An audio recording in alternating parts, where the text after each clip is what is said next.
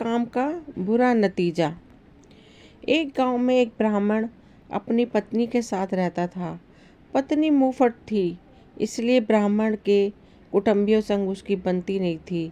परिवार में सदा कला का वातावरण बना रहता था।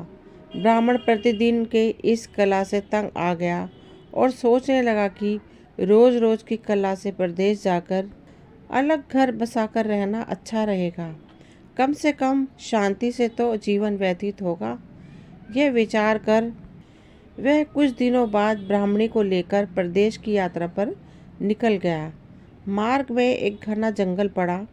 लंबी यात्रा के कारण ब्राह्मण और ब्राह्मणी दोनों थक गए थे।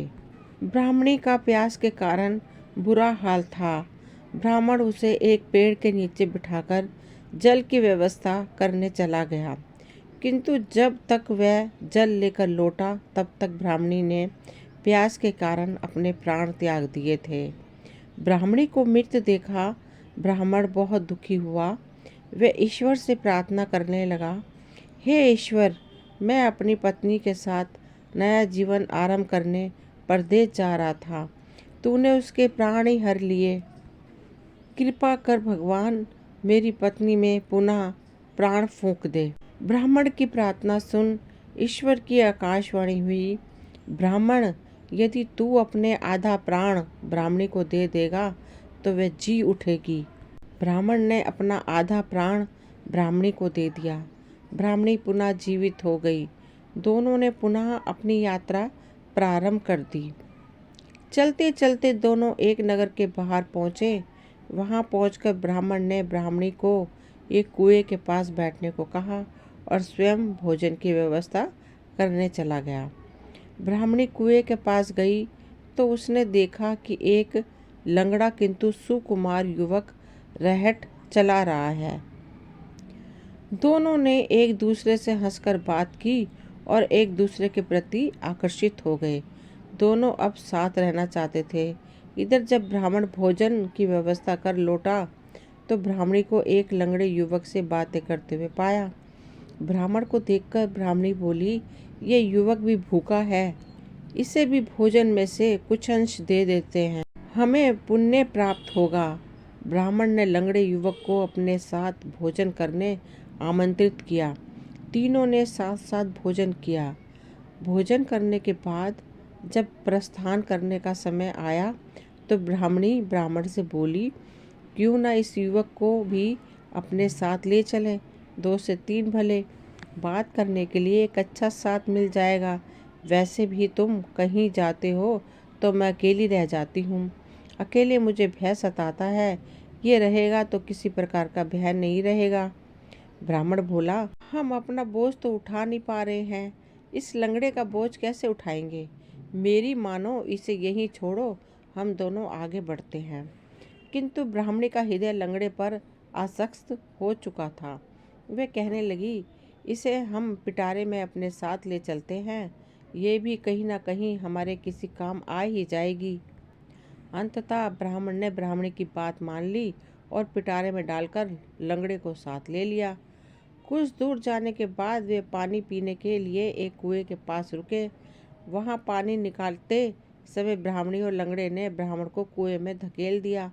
उन्हें लगा कि ब्राह्मण मर गया है और वे आगे बढ़ गए। कुछ दिनों की यात्रा के पश्चात वे एक नगर की सीमा पर पहुंचे।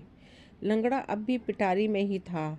सीमा पर उपस्थित पहरेदारों ने ब्राह्मणी को रोक लिया और पिटारे की तलाशी ली। तलाशी में पिटारे में से लंगड़ा बाहर निकला। दोनों को राज दरबार ले जाया गया। राज दरबार में राजा ने ब्राह्मणी से पूछा, ये लंगड़ा कौन है, इसे तुम पिटारे में छुपाकर क्यों ला रही थी। ब्राह्मणी बोली, ये मेरा पति है, कुटुंबियों से तंग आकर हम अपना देश छोड़कर प्रदेश आए हैं। कई लोग मेरे पति के बैरी हो चुके हैं, इसलिए अपने पति को मैं पिटारे में छुपाकर लाई हूँ। कृपा कर आप इस नगर में हमें निवास करने की अनुमति प्रदान करें तो आपका उपकार होगा। राजा ने उन्हें नगर में बसने की अनुमति दे दी और दोनों नगर में पति पत्नी की तरह रहने लगे। उधर कुएं में गिरे ब्राह्मण को कुछ साधुओं ने कुएं से बाहर निकाल लिया था। कुछ दिन साधुओं के साथ रहकर ब्राह्मण उसी नगर में आ गया जहाँ ब्राह्मणी लंगड़े के साथ रह रही थी। एक दिन ब्राह्मण की ब्राह्मणी से भेंट हो गई, जिसके बाद दोनों में कहासुनी होने लगी। बात बढ़कर राजा के समक्ष पहुंची। राजा ने ब्राह्मणी से पूछा, ये कौन है?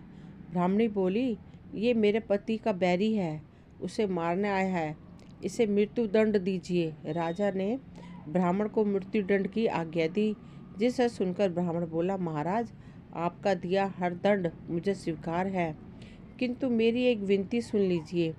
इस स्त्री के पास मेरा कुछ है, उसे दिलवा दीजिए।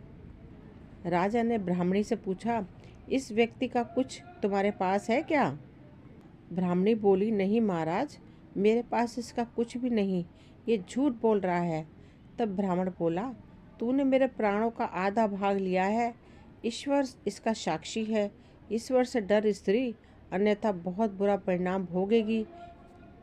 ब्राह्मणी ये बात सुनकर डर गई और बोली, जो कुछ भी मैंने तुमसे लिया है वह तुझे वापस करने का मैं वचन देती हूँ। यह कहना था कि ब्राह्मणी नीचे गिर गई और वहीं मर गई।